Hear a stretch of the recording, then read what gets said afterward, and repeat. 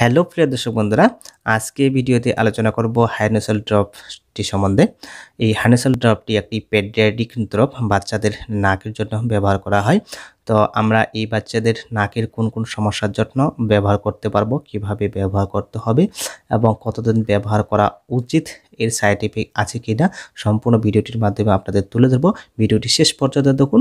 আর আমাদের এই চ্যানেলটিকে যদি এখনও সাবস্ক্রাইব করে না থাকেন তাহলে আমাদের চ্যানেলটিকে সাবস্ক্রাইব করে পাশে থাকা বেল আইকনে অল বাটনটি অন করে রাখুন, যেন এরকম স্বাস্থ্য বিষয়ক ও বিভিন্ন প্রকার ওষুধের রিভিউ ভিডিও আপনার কাছে পৌঁছে যায়।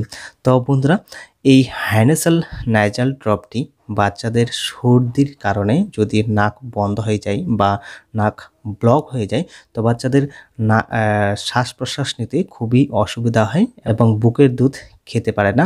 সে কারণে বাচ্চারা প্রচুর কান্না করে। তো সেই সময় এই নাইজাল ড্রপটি আপনারা ব্যবহার করতে পারেন।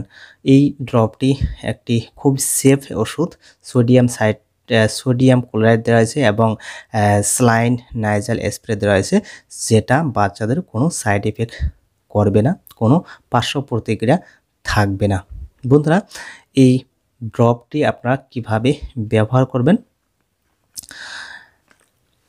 বন্ধুরা, এই নাইজাল ড্রপটি নাকের মধ্যে 2 থেকে 3 ফোঁটা ব্যবহার করতে হবে।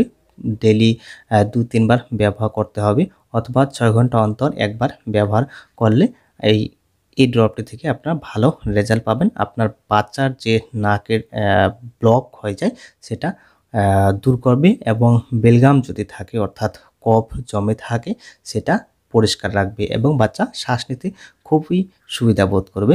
বুকের দুধ বা কোনো খাবার খেতে কোনো অসুবিধা বোধ হবে না, কান্না করবে না। বন্ধুরা, এই হাইনাসাল ড্রপটি DWDL একটি প্রোডাক্ট, খুবই ভালো একটি প্রোডাক্ট। আপনারা দেখতে পাচ্ছেন, alcohol free, safe for children, safe for repeated use, non habit forming, no side effect. বন্ধুরা, আপনারা দেখতে পাচ্ছেন খুবই কোম্পানি কিন্তু এই ওষুধের গায়ে লিখে দিয়েছে, কোনো সাইড এফেক্ট এর মধ্যে নেই।